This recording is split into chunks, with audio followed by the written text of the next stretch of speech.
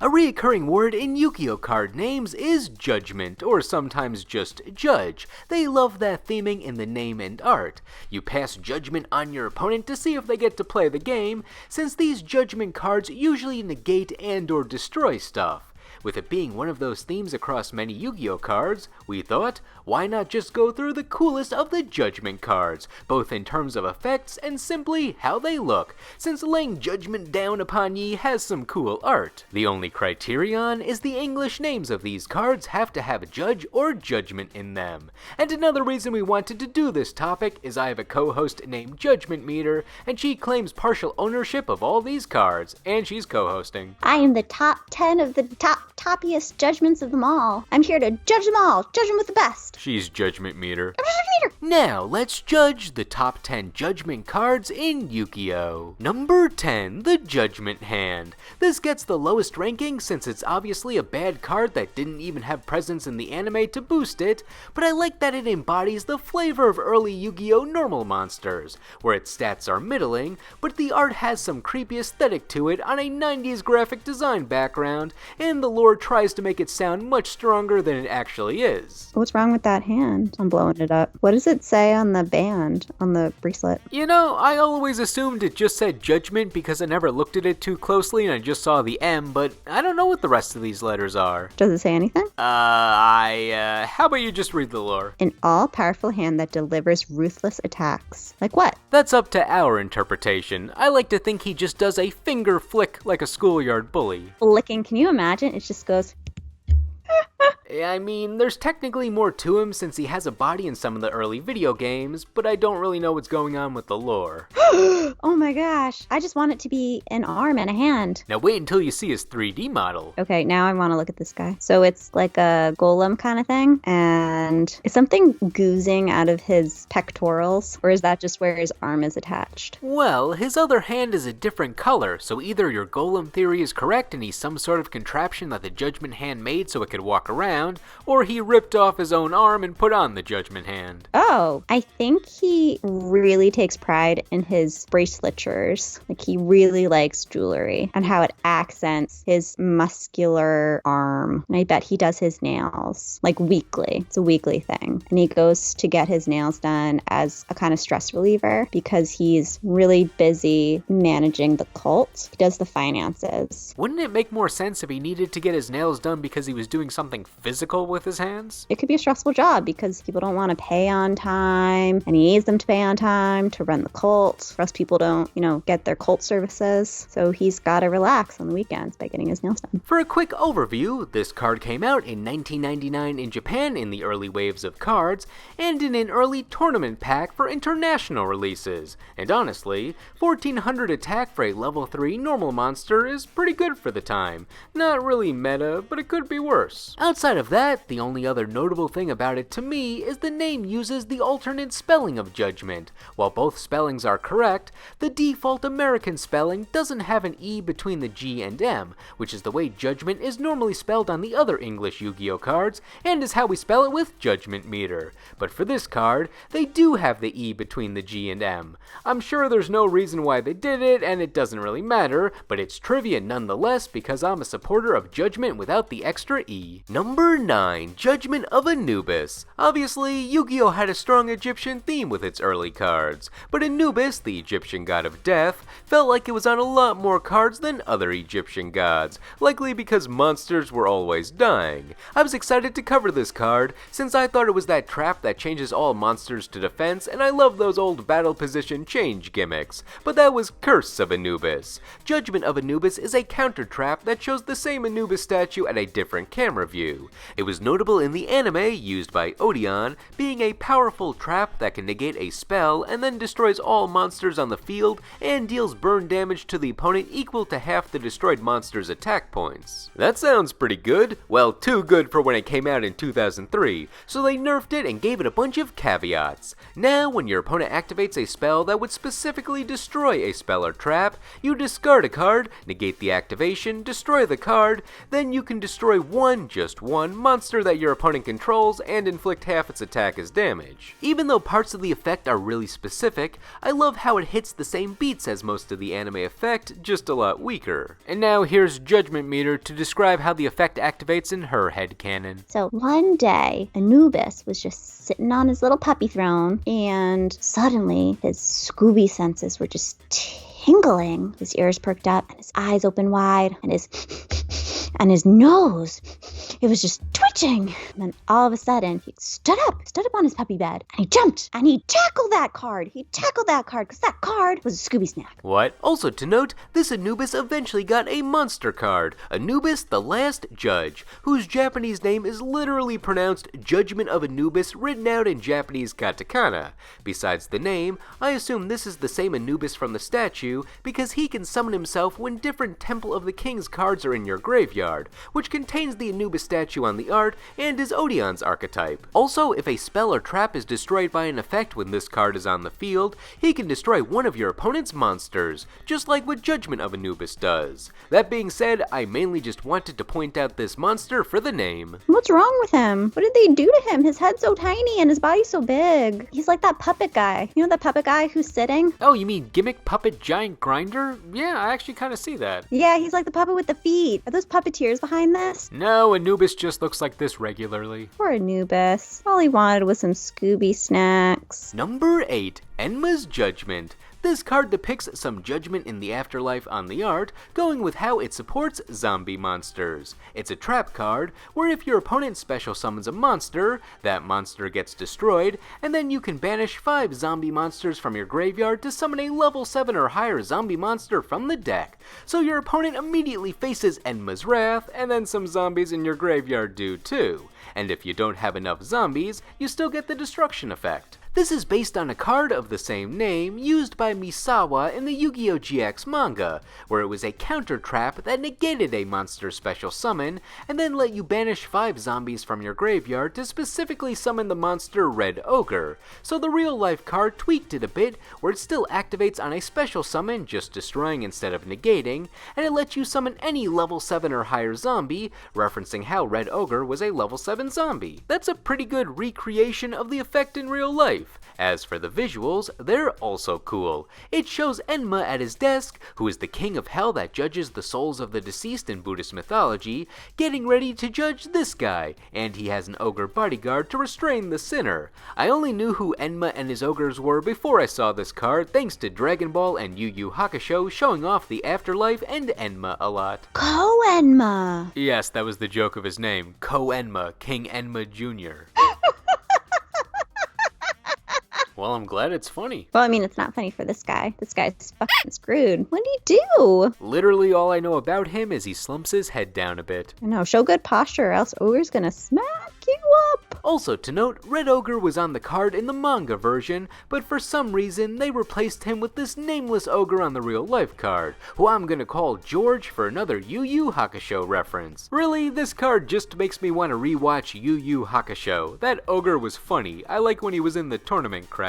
Number 7, Judgeman. Judgeman gets himself on this list because he had a presence thanks to the anime and manga, despite not appearing much, but something about the times he cameoed really escalated him in our memories. I want to say it's the design. They just took a stereotypical courtroom judge and made him a fighter or like a comic book character. The Judgeman. I could see him as the Ace Attorney judge after he's been hardened by battle. His major appearance was in the first Yugi vs. Kaiba duel in the anime, where he was just a strong monster used by Kaiba in the back and forth, and he had the courtesy of being the first monster destroyed by Dark Magician. His other major anime appearance was in the duel against Johnson in the virtual world, where he had a Deckmaster ability that lets him pay life points to Regeki your opponent's field and deal damage. And with Johnson taking Judgeman's form, it gave him a final boss vibe. Plus, giving him a skill made it feel like a Judgeman retrain was sitting right there to be printed, which we discussed on our second anime archetype video, but they never jumped on that. I read it as Jugman, like Jugman Memer. I am Jugman Memer, the ultimate Jugman Memer. Does he have a family? Where's Judge Woman? Or another Judge Man? Does he have lore? I feel like he needs lore. He seems important. Furthermore, Judge Man appears on a couple of cards in the manga only. Dazzling Radiance from the Yu-Gi-Oh! R manga shows him getting blinded by the light, and in the Yu-Gi-Oh! GX manga, he was on Heaven's Judgment, which sounds like it should be his signature move, showing him coming down from heaven to, well, judge a dude. Don't know if that's a generic monster or some sort of gladiator beast that he's judging, but the point is, Judge Man can apparently come down from the clouds as a giant dude and wag his finger at you to tell you that you suck. And for a spiritual follow-up to this card's art is the real-life trap Half or Nothing, where it depicts Judge Man making a traveler choose between a shiny axe or the lucky iron axe, relating to the effect where during the battle phase, you make your opponent choose to either cut all of their monsters' attack in half for the turn, or just end the battle phase.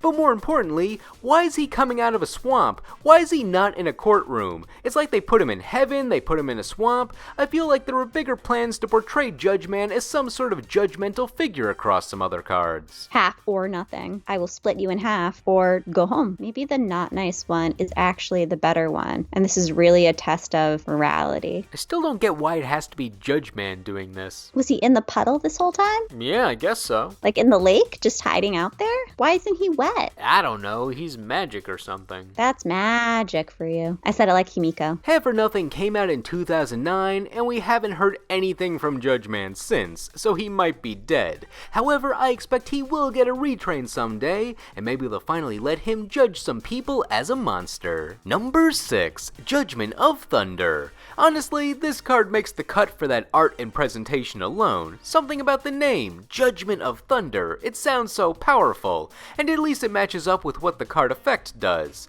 If you summon a Thunder monster, you can destroy one of your opponent's monsters in return. It's unsearchable and a trap, so decks based around Thunder monsters never use it, but I like the flavor. Your Thunder monster is summoned and strikes thunder down on your opponent's monster, destroying it. And it's complemented by the art. It features the Thunder monster Watt Kid, and I used to think he was being struck by lightning like Cannon Soldier on Divine Wrath, but based on the effect, I guess he's the one releasing some Thunder Judgment in every direction. Good for him, I just thought he was a throwaway level 3 normal monster. Aw, it's a little bug. A little pink bug. A little pink robot bug. A little pink robot bug fairy with a cape. I like it. That's nice. He also has a counterpart named Asilo Hero. The other one was cuter. But it's the same design! It's the same! Is it a superhero? I mean, one has hero in its name and they both have capes, so sure. Aw, I'm glad he has a friend. I never said they were friends. Oh, well, sorry, dude. Number 5, Misjudge. Design-wise, I love Misjudge. The effect goes with how some Judge cards like to negate, but in a very gambly way. If your opponent activates an effect, Misjudge makes it where you have to toss a coin twice. If it's head both times, you negate the effect. If at least one is tails, then the effect goes through. However, you can only use that effect once per turn, and it's a mandatory effect, meaning the first effect your opponent activates is what you must use it against, so the opponent can avoid it by activating a weaker effect if they have options. While the random chance makes this card not so good, it had niche usage in Duel Links for a bit around 2020 with Sartorius' skill, Master of Destiny, which guaranteed his first 3 coin flips would always be heads in the duel, so Misjudge was put in coin flip heavy decks like Barrel Dragon as a potential turn 1 summon to get the guaranteed heads and negate. That was pretty much the most meta relevant she ever was, but as I said, I love this art. Great character design, and this one image tells a story. I love how she's even unsure of what she's judging to go with the pun in her name and the coin flip effect. She's basically the mascot of this list. Hey! I was so excited to see this one. I feel like she should be putting up either the O or the X, because both just means I don't know. I think that's the point, Judgment Meter. I love the little sweat drop on her face. She just got promoted to judge, so she's a little bit nervous. It's a lot of responsibility. And you know, the last person who had this job, well, you see that skull over there? I may not know a lot about Yu-Gi-Oh, but this would be my Yugi Sona. I also love that her Japanese name is just Misjudge. Literally, it's Misjudge written out in English. As a bonus, Misjudge appears on the trap Head Judging,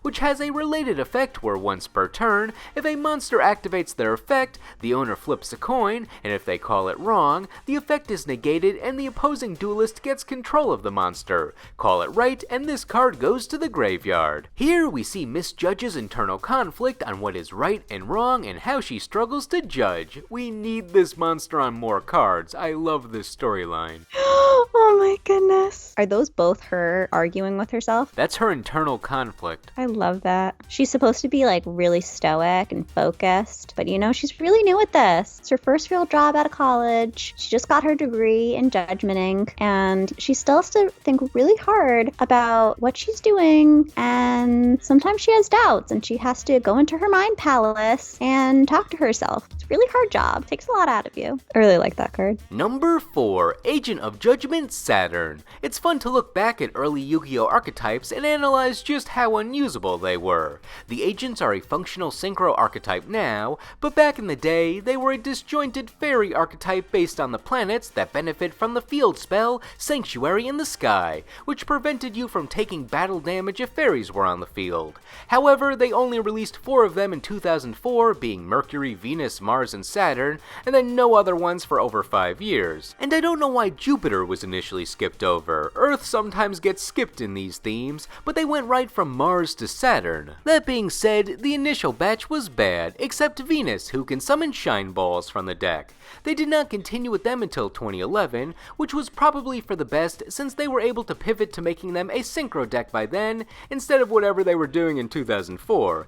They didn't even complete the set of 9 planets until 2022. And yes, I know Pluto is not a planet anymore, I did a video on it. Anyway, since Saturn was released in the first wave, his effect was bad. As the Agent of Judgment, he can judge you by tributing himself if your life points are higher than your opponent's, and he inflicts damage equal to the difference. The idea was to use this with Sanctuary in the Sky, where you're not taking any damage throughout the duel, so your life points will naturally be higher, and use this as the stinger. Also, you cannot conduct your battle phase the turn you use this. And it's a level 6, so I don't know how you're getting it on the field easily in 2004. Maybe tributing a Mystic Shine Ball? I see the vision. I love me a planet. Ooh. What's Jade and Yuki's card? His special card? Neos? No. I mean his super special card. Oh, Winged Karibo. The one that's him, but a lady. Yubel. Yeah, it looks like Yubel. Or reminds me of Yubel. Huh. Yeah, I see it. Number 3, Spellbook of Judgment. Use this one in spell-heavy decks. At your end phase,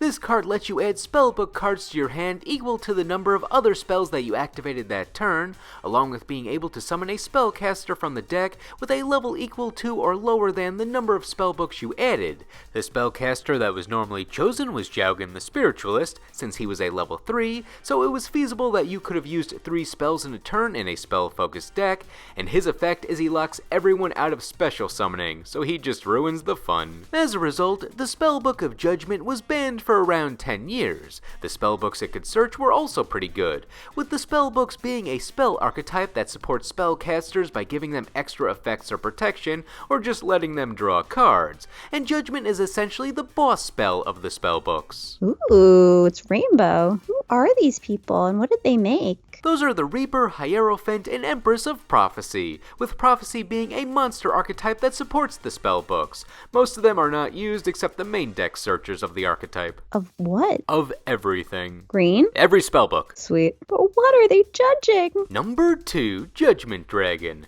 This is a classic boss dragon. He's part of the Lightsworn archetype, which is famous for milling cards at the end phase or after effects, and they have effects that activate either when they're milled or other cards are milled. Judgment Dragon's main connection to this is he can be summoned when you have 4 or more Lightsworn monsters in the graveyard, which is easy to get to with this archetype, and his effect is he destroys everything else on the field, but you have to pay 1,000 life points, and he can keep on doing it, so if your opponent has effects that put more stuff on the field after destruction, just pay another 1,000. The dragon also mills 4 cards from the top of your deck at the end phase to potentially trigger more Lightsworn effects, so overall, it's a great boss. Aw, puppy. Dragon. Aww, he's so magical. Wow, he's really tall. His butt goes up to the top of those pillars. I want to hug it. He has fur and and feathers. What? Who does his nails? For continuity, let's say it's whoever works on Judgment Hand's nails. Ah, sweet. Being so iconic, it appears on other cards and has some retrains. His counterpart is Punishment Dragon, which is part of the counterpart archetype Twilight Sworn, which banish instead of mill to the graveyard. And this dragon shuffles all cards from the graveyard and banishment back into the deck for 1,000 life points. You can also fuse them together to create Enlightenment Dragon, which doubles your dragon and life points to pay, but now you can banish everything else on the field and in the graveyard, and if this monster is destroyed, you can summon both dragons ignoring their summoning conditions. Judgment Dragon also has a Synchro Monster counterpart, Judgment, the Dragon of Heaven, which is basically just Judgment Dragon for any old Synchro deck, where you pay half your life points instead and you get the board wipe, and it locks you into dragons and you have to have 4 tuners in your graveyard. I've never seen anyone use this one, but I like that the name implies that the dragon's name is actually just Judgment. I love these guys. Oh, he has a crown. The final card we'll cover for this entry, which has the dragon on the art and Judgment in the name, is the trap Lightsworn Judgment, where if the trap is activated, it puts itself on the top of your deck, and when it is sent to the graveyard, which is likely with Lightsworn milling, you search the dragon, which is a clever way to use the milling effect, but it just feels like a search with extra steps. What is she doing? Is she giving him powers? Lightning powers? Not lightning, just light. Right into his mouth. Judgment Dragon appears in a few more places, but that's all we'll cover for now since we have a number 1 to get to. I guess all we need to do now is rapid fire the other Judge and Judgment cards besides the number 1. Judgment of the Desert, cool art and does Book of Moon things. Omega Judgment, cool name, and it's meant to work with Vylons, but it's accidentally bad Snake Eyes and Centurion support. Empress Judge, old fusion that we've spoken about before. Judgment of the Branded, it's a branded trap, but no one ever uses it, so it might not be good. Judge of the Ice Barrier. Oh, I love how she looks, but I never see her in Ice Barrier decks, so I presume she's not good. Laval Judgment Lord. Laval. I love their art and I tried building a deck of them once, but womp womp, they're bad. Aww, she's so cute. Aww, and her pretty little skirt dress is made out of rocks. I don't know if she's happy or sad that the forest is dead and on fire. I think she's a little sad about what she did because she didn't mean to. That got dark really quick. Sorry, guys. Judgment of the Pharaoh. Great reference with the art, but it's just meant to be a manga reference and nothing viable with the effect. Rebirth Judgment. DNA surgery for the graveyard, and the art looks like Makuro from Yu Yu Hakusho. Balance of Judgment. Hey, this guy's cool. I hope we see him again. And finally, Judgment Arrows. This is an anime boss character spell that puts Link arrows in the back row and makes everything broken with seemingly unlimited Link summons. It's never been printed, and no one knows how it can be printed without being nerfed to nothingness. From a distance, it looked like a pizza. And after I thought of a pizza, I thought of a brain. And then it lost all meaning. Hooray! For number 1, it's gotta be the card I think of first when I hear the word Judgment. This card makes you feel ultimate power right when you use it. Number 1, Solemn Judgment. Solemn Judgment is one of my favorite cards to this day. It was busted in early Yugioh, and it's still pretty damn good now. It's a counter trap, meaning nothing can respond to it besides another counter trap, and its effect is, if your opponent tries to summon a monster or activate a spell or trap, pay half your life points and you negate and destroy it. Negating spells and traps is pretty standard in the game, but straight up negating a summon is one of those effects that is still rare today. I don't know many cards that do that. When you negate the summon, it means that monster cannot be revived from the graveyard if it's unable to be normal summoned, RIP extra deck monsters, so you're basically telling that monster it never existed. Also, your opponent cannot normal summon again for the turn if you negated a normal summon.